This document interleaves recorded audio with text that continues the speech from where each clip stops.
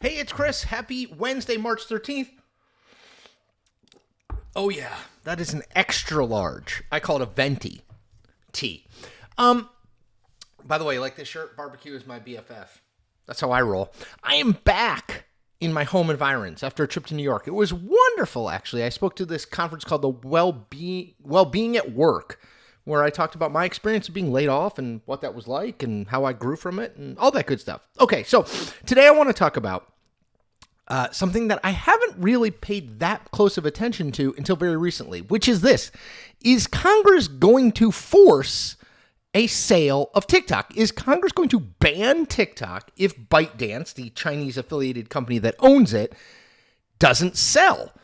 So I've always thought this was kind of a long shot. Congress doesn't really know anything about TikTok. It's a bunch of older folks, to be honest, mostly, and they're not really engaged.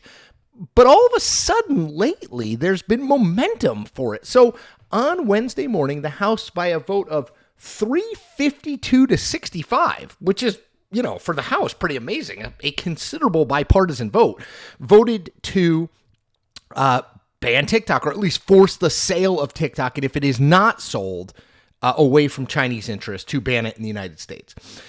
Now it goes to the Senate, where we're not sure what's going to happen. But I will say this. When you vote 352 to 65 for something in the House, that does send a signal. And by the way, Joe Biden, the president of the United States, said he would sign this bill, which would either force the sale of TikTok or ban it in the United States. So there's a lot of pressure on the Senate, candidly, for them to do something. And let's not forget, the Senate is controlled by Democrats, right? And if the Democratic president of the United States says he would sign a bill that would ban TikTok, there might be some downward pressure there to do so.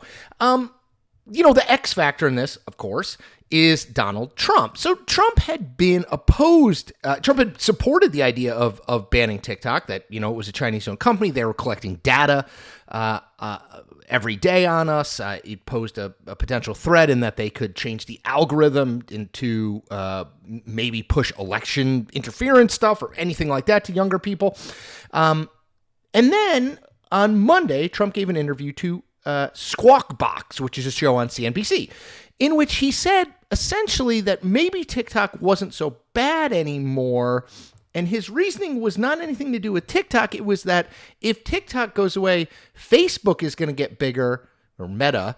And if Facebook gets bigger, that's bad because Facebook is bad for democracy. Which is like weird logic, but this is Trump that we're dealing with. So the question is usually the Republican Party does what Donald Trump says. In this case, they voted 48 hours after he made that pronouncement. Lots and lots and lots of Republicans voted to ban TikTok in the United States. Might that happen in the Senate? Look, I actually think there's a possibility it will. I was very skeptical of this. I'll be candid. I never thought Congress tends not to do big things, honestly, but they might. So let's talk a little bit about, let's assume this does happen, right? Which I think is probably still less than a 50-50 shot. The Senate hasn't really talked about their plan yet, though there are people pushing it in the Senate. But let's assume this happens. Let's just assume for the hypothetical it happens.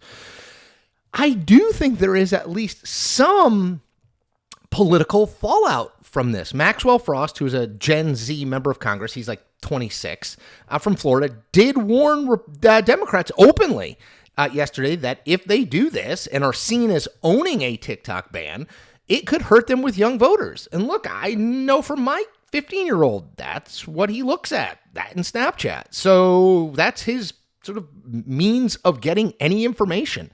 So I do think that there is at least a potential political ramification here. Look, TikTok is vastly popular in the United States. Vastly.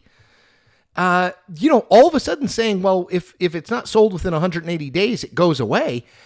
That will have an impact, right? The thing I always tell people is things that impact votes are things that impact you in your daily lives. So when you go to the grocery store and it costs more money to buy your groceries, when you go to the gas pump and it costs more money to put gas in your car, when you get laid off, or in this case, when a thing you use every day on your phone is gone or is about to be gone because Congress acted, that has a potential impact. So yeah, I think we should pay attention to this. I think it's one of the more fascinating things Congress has been doing in the last couple of years, to be totally honest. They haven't done all that much. It's a pretty low bar.